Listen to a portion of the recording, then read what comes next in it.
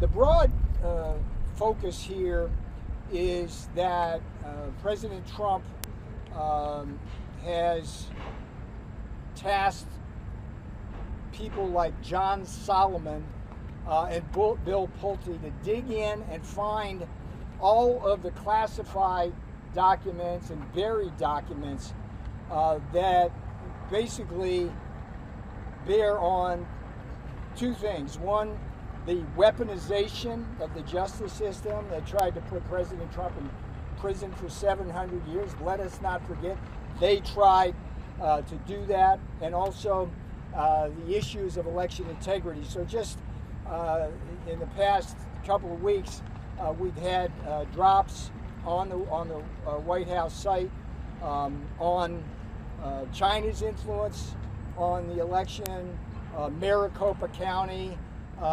We've had what I'm going to talk about today, which is an unprecedented release of documents that indicate a coup that was attempted while President Trump was a sitting president. What if newly released government documents could shed new light on one of the most controversial chapters in modern American political history? That is the explosive claim at the center of today's political showdown. Newly declassified material is being presented as evidence that federal investigators opened an investigation involving a sitting President Donald Trump in 2021 based on a predicate whose origins remain disputed and, according to the Speaker, partly unidentified. Stay to the end, because the biggest question may be the simplest one. Who actually created the predicate that set this entire chain of events in motion? So let me walk you through the New York Post article and these previously unreleased documents. And I'll take you back first to 2016 when the campaign of Hillary Clinton hired Christopher Steele to do a phony dossier that became the fodder for Crossfire Hurricane, which was an investigation of whether the President Trump was somehow a captive of Putin's Russia. It's just an absurd kind of thing. What's interesting about that initial investigation was that it didn't touch the president directly. It focused on his associates like Carter Page, on George Papadopoulos, Mike Flynn, and so on. What we find this week with these documents that were released here, I'm going to walk you through this, starts on May 16th, 2021. May 16th, 2021. We're 5 months into the presidency of Donald John Trump, and the FBI, America's FBI, opens an investigation of a sitting president on the question of whether that president is controlled by Putin's Russia. May 16th, 2021. Now, we've heard that anecdotally. What we didn't have is the underlying documents, the arguments in the chain of command, and we've got that now. So how did this start? It started with a guy named Bill Priestap, who was the acting director or the assistant director of counterintelligence, consulting with James Baker, the general counsel. Based on that, they issue a communication on May 16th that has Rod Rosenstein basically opening, and I want to make sure I get this detail right,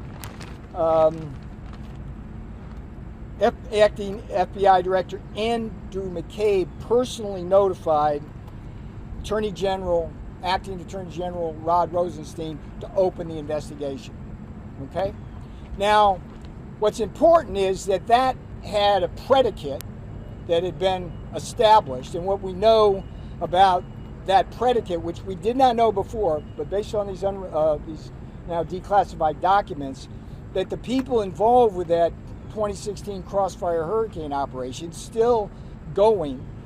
Two people, including FBI agents at the time, Peter Strzok and Lisa Page, the so-called lovers, they contributed in somehow information to what Priestap did to lay the predicate. And one of the things I'm calling for is getting more information on those particular documents because they did not name who did that predicate. Now, James Comey's in the mix too. By the time May 16th rolled around, he had been fired. But they used Comey as a witness and used his firing to make an argument that somehow his firing had something to do with obstructing the Russia probe, which was, we now know that was totally false as well. And then if you go one step deeper at the agent level, you've got a guy named Stephen Soma. He was identified anonymously as Case Agent 1. He's the guy that totally screwed up the FISA warrants on Carter Page. There's another guy, Joseph Pienka, and then there's a guy who's very special to me in the worst kind of way, Walter Giardino. Walter Giardino. These are all FBI agents. Giardino was the guy who did that circus arrest of me and my beautiful wife at Reagan Airport when they could have just asked me to report down for the arrest. They made it a big circus. But what's important about Giardino is that I call him the Forrest Gump of the weaponized justice system, because he was involved not just in Crossfire Hurricane, but in other operations like Crimson River, Arctic Frost. Everywhere you see his footprints. And so what we have here is a very clear case of an FBI out of control. We need to look at all of the documents now. They have to be unredacted. That's the next step that has to take place. And these people need to be held to account, because this was nothing more than an attempted coup d'etat. They couldn't stop his election. That was pure election interference prior to the 2016 election. But they didn't quit. They didn't stop. They kept going after him. And as we know from the Mueller report, there was nothing there. The Russia hoax was indeed a hoax. So I want everybody out there in America to understand that FBI, under the control of deep state people inside there, did totally outside the box, irresponsible things that in my judgment constitute treason and an attempted coup. They need to be held accountable. I'm calling for Senator Chuck Grassley's committee. He's doing a great job. He needs to get these people subpoenaed immediately. And Jim Jordan, who's not doing a good job, I don't know what Jim's doing over at the House Judiciary Committee, but he's certainly not digging deep on the weaponization or the election fraud. He needs to get off the wrestling mat and get on the thing. Don't forget to like, comment, and hit the subscribers button for more political and controversial showdowns.